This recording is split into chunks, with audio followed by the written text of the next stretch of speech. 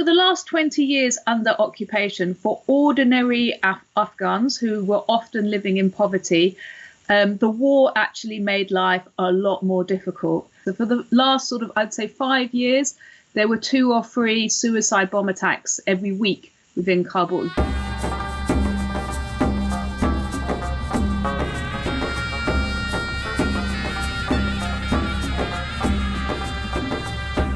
For 10 years, we've been going over to Afghanistan and working with a non-violent youth peace group in Kabul called the Afghan Peace Volunteers. We give them support. Sometimes we take funding over, and we, basically try and give encouragement to these young people who are living in one of the poorest countries in the world, which has experienced 40 years of conflict. Their projects are really very grassroots. They're ordinary Afghans. A lot of them are from the rural provinces. They would have grown up on farms. The ones that grew up in Kabul, normally very humble backgrounds.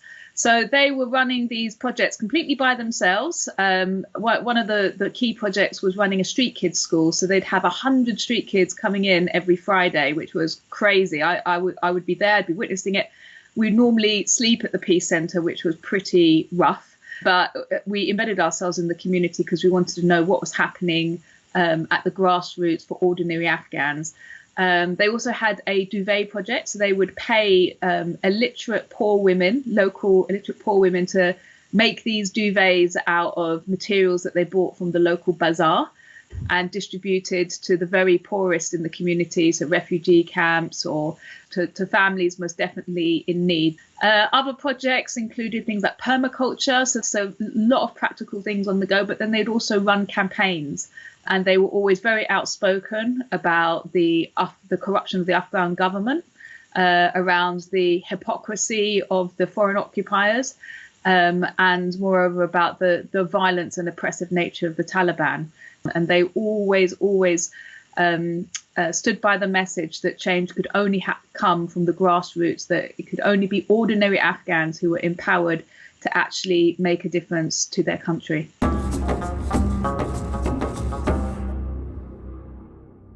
It's important to make the distinction between Afghans in Kabul and Afghans in the rural provinces, of which there's about 70% of people who live outside of Kabul. So within those rural provinces, the Taliban have been really present.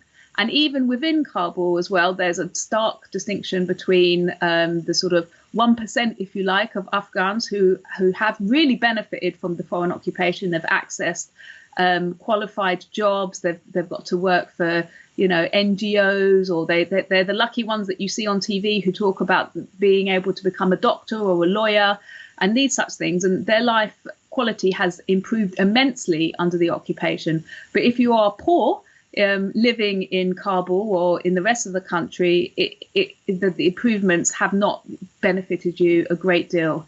So as well as contending with all the issues such as water shortage, such as restricted access to healthcare, shortage of food, all of these difficulties that people have when they're living in a desperately poor country, they also had to cope with conflict and war on top of it. So they had to cope with being bombed in their homes. They had to cope with night raids. They had to cope with extraordinary rendition. They had to cope with torture in US prison camps like Bamyam. They had to cope with the mother of all bombs being dropped on the province of Nangarhar. Aerial bombing was a massive problem. That was one of the favoured tactics of NATO and the US. And there was one stage where they were deliberately targeting civil events like wedding parties or funerals, knowing full well that civilians were also present and would be killed. And the same goes with drone strikes as well. Drones is one of the big issues, and it's psychologically very difficult to live underneath a drone, having this omnipresence of a machine, remote controlled, fitted with a Hellfire missile. And I heard all sorts of horror stories of people whose innocent family members were killed by a drone, and there was no explanation and no apology as to why that had happened. So as well as coping with crushing poverty, some of the worst in the world, people in Afghanistan have had to also cope with horrific violence from 20 years of war. the Taliban didn't go away over the last 20 years. They definitely went up into the hills and laid low, but they were still very present within the rural provinces, running the area unofficially and collecting taxes on various trades. People in the communities were always fearful of the Taliban. Culturally, this extreme interpretation of Islam was still widely practiced and acknowledged within Afghanistan, with young girls still being forced into marriages and women still being forced to wear the burqa. And on the roads, when you were traveling, there were I heard a lot of stories from my young friends of being stopped on their way to their villages. They'd be on the open road and the Taliban would have everybody off the bus and your belongings were searched. And if you were found to have on you, say, a student ID or any connection with a foreign military or an NGO, you were executed. So there was one young friend who it must have been about 5 years ago, and she had witnessed her student classmates being executed on one of these very occasions. And she was lucky enough not to actually have her student ID on her at the time. So she survived, but she had witnessed, I think, 3 of her friends who were executed in that way. So they were still very present. And I imagine that the country will return to the days of what it was like, you know, in the late 90s when the Taliban ruled over them. And there were secret schools for girls, and the people were living in an environment of extreme oppression.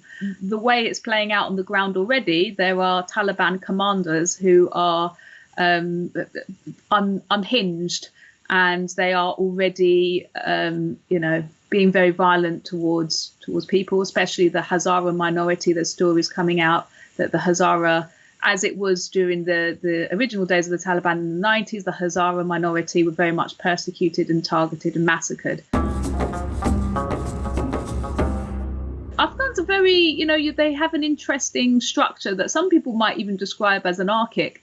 So, you have a village and you have the elders, very patriarchal. The elders are always men, and they have a sort of council, a jirga, and the villagers often operate autonomously and make their own decisions using this jirga. So I am aware that there are stories of some villagers who are taking arms and saying that they're going to defend themselves against the Taliban and they won't be taken. But they are a phenomenal force. And at the moment, they are sort of on a wave of sort of confidence and desire to just to stamp their control over the country. So the way that goes is anyone's guess. I mean, in terms of resistance, I think it will have to be, it will probably be very clandestine, and people not aiming to sort of overthrow the Taliban, but just to make their lives more bearable. And to find solidarity with one another and to have sort of secret meetings and things like that. The Doha talks have been unfolding for the last 2 years. I think they had about 3 rounds in Moscow. So there've been regular talks with the Taliban and the US to try and broker this peace. And on a couple of occasions, there were a delegation of women who attended and spoke about the importance of maintaining, of safeguarding these hard-earned rights that women have gained over the last 20 years.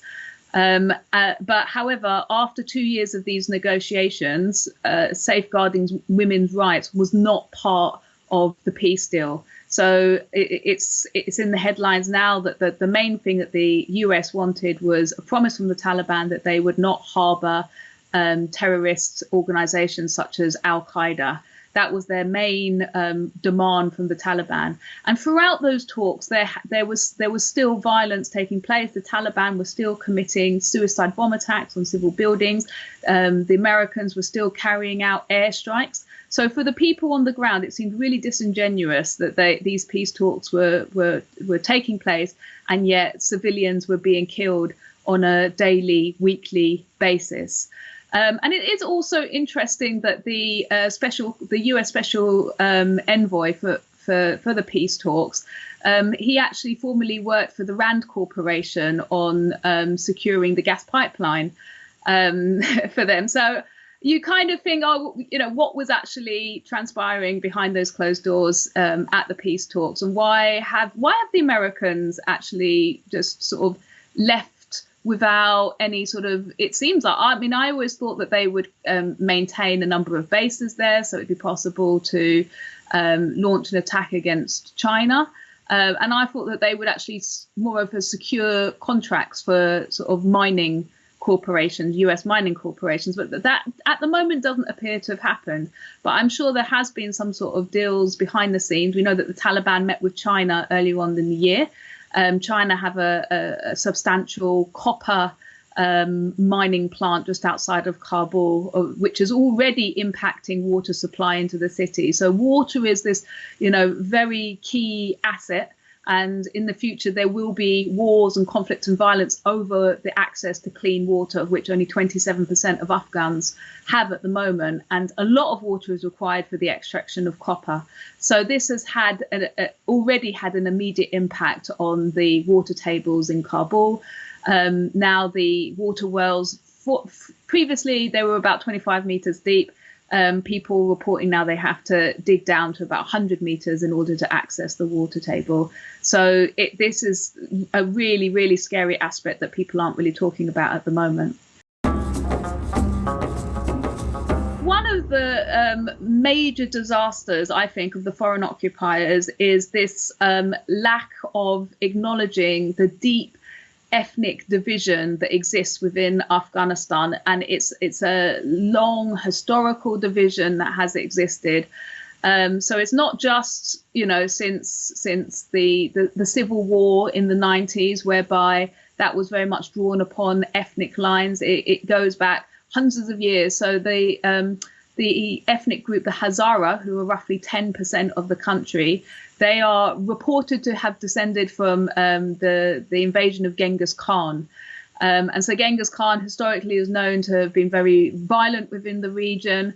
And so I think maybe some of that sort of historical sort of memory is transmitted onto the Hazara, who are mercilessly persecuted, and namely by the Taliban, who are made up of the Pashtun, who are the largest ethnic group. They're roughly about 50% of the population.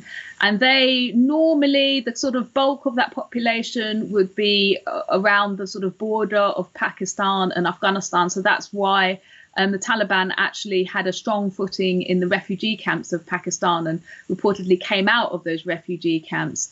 And I think that's probably why the Taliban, they were hiding out in parts of Pakistan for most of the 20 years of the foreign occupation. And so they're an ethnic group. They cross the Durand line, which is this border that the Brits drew out over 100 years ago. And they don't acknowledge that. They're an ethnic group that just sort of pass across it because they've been there for hundreds of years. And so they are very much considered the sort of ruling ethnic group. They're the majority. Often they have the sort of elite jobs. And they have a lot of the sort of wealth of the country as well. And as well as that, you have Uzbeks and Tajiks. So as their names suggest, they've come from Uzbekistan and Tajikistan, and they make up the rest of the population. There are certain sort of regions like Ghazni province is very Hazara, Bamyam province is very Hazara. And then in the south, Hellmand, Kandahar, they're very Pashtun. So you would hear those names often in the media, and that's because the Taliban were fighting against the foreign occupiers. And so one of the ways that the occupation exasperated this ethnic division is that when the US recruited for the Afghan National Army and for the police force, they did so maybe unwittingly, to be kind, maybe unwittingly, they did so from the Hazara, Uzbek and Tajik ethnic groups. And so the fighting that has been taking place between the Afghan National Army and the Taliban was sort of, you know, deepening those ethnic divisions. And so I think that's probably one of the key reasons why the army fell so quickly as well, because ethnically those people would have felt very much in a vulnerable position. And so it's also, obviously the Afghan government, one of the most corrupt governments in the world, put in place by the US. They had a complete hold up in terms of paying the Afghan army. So a lot of those men, when it came to facing off the Taliban, they were probably thinking, well, hang on, I haven't been paid for months on end. Why am I bothering to fight? So that's another reason why a lot of the soldiers surrendered really quickly and opted to return to their villages. In the last 10 years, opium has quadrupled, mainly because of the use of solar power. So for farmers, it's I think it's about $500 will get you a sort of a small sort of field of solar panels, which will allow you to pump water from under the desert, and you can then irrigate parts of this dry desert to grow this very lucrative crop. So that has enabled very high quality, cheap opium to flood the international market. So 90% of the world's opium comes from Afghanistan. And in the country, it was very evident when I visited Kabul. You would see these the opium addicts underneath the bridge. So when we hear on the TV, I was watching the parliamentary debate, and the politicians, many of them saying, oh, well, our streets are safer because we went in 20 years ago and we defeated Al-Qaeda. We didn't defeat Al-Qaeda, did we? But they claiming that our streets were safer. But very few people are making the link between the impact of foreign occupation and the flood of opium in this country. And so Britain has a direct responsibility for the production of opium, in that in 2001 at the Bonn conference, Britain was delegated the responsibility for counter-narcotics. And Hellmand province is one of the areas that the majority of the opium is produced, and that's the area that the British forces were based in and responsible for fighting the Taliban on that front. So it was a province that Britain was responsible for. It was an area that Britain was responsible for. And I've spoken to a lot of veterans, and they will talk about how they were in Hellmand, and they knew all about the opium production. This is pre-2010, some of these veterans. And they said, well, they would go and visit farmers, and it would normally be the farmers who had fallen out of favour with the local warlord who the British were working with. So as long as you had remained in favour with the local warlord that was in with the British military, you'd be left alone. But it was only, you'd only be disturbed if you were not paying your taxes to the local warlords. There's another aspect of how foreign occupation really reinforced corruption, and these elite individuals, often warlords with blood on their hands from the Civil War, they were hand-picked by the US to run the country simply because they weren't Taliban and because they were willing to work with the US and NATO. So it's just one disaster after another, and the common thread being that the ordinary Afghan person was never prioritized. Their humanity was never prioritized. Their welfare was never prioritized. It was all about using violence and trying to, I think, win a war very quickly through violence and not through understanding or through humanitarian aid.